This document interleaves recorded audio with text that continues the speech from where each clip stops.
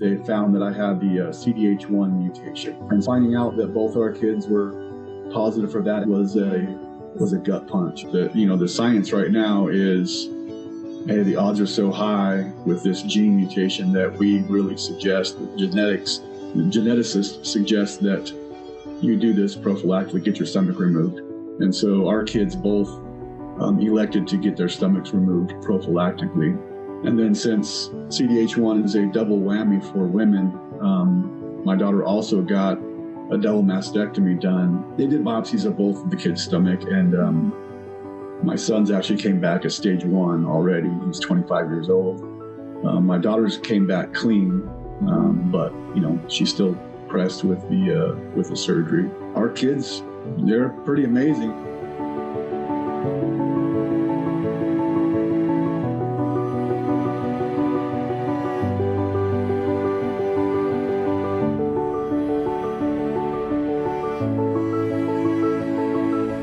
I was having trouble swallowing food, and I waited a couple months before I actually went to the doctor.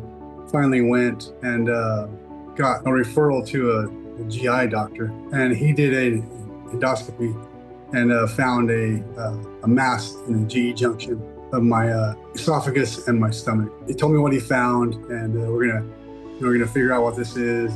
But I could tell that he was kind of like he figured it was cancer. He comes back the next month and gives me a call. This is during COVID, and tells me that it is cancer, and has me all set up to go see doctors at City of Hope. That's the beginning of my journey there, and that's where it all started. It was still that same year, 2021, in December 27th actually, is when I got my stomach removed. Got removed pretty quick. I did flock chemotherapy. It ended up being 6 sessions, and then got my stomach removed, and then did 2 more sessions after that. So it was 23, I believe, is when I discovered that I had a progression in my cancer, which came about in my scar tissue. We started a pretty aggressive treatment on that, where we were doing HIPEC.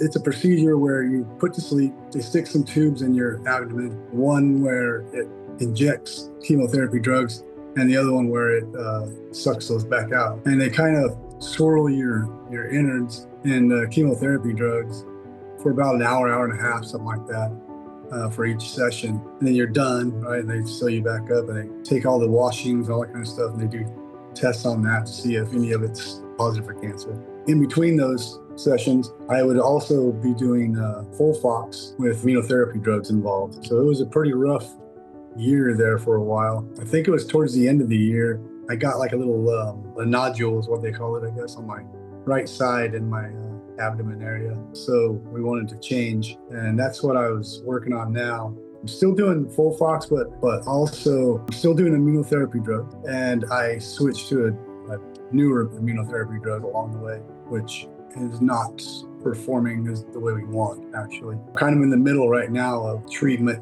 ideas. I'm always hoping that we get a lot more money than we usually get. So we get just a smidgen of the budget, when we get it, fractions of percentages we're talking about, And I hope that a lot of that money that we get can be focused towards early detection is one thing, because it keeps on being the topic of discussion, it seems like, is every time someone's diagnosed with stomach cancer, it seems like it's always the late stages. And we need to catch it earlier to have a lot better fighting chance of surviving it. And number 2 is we need newer drugs. It's one of those things where it's like trying to survive long enough so that I see the next drug come out, and hopefully it will, help me in my fight. Hopefully it'll help others in their fight. That's basically how it is. It's kind of crazy that we live like this. We live in a constant washing machine type thing, right? It's like, okay, come on.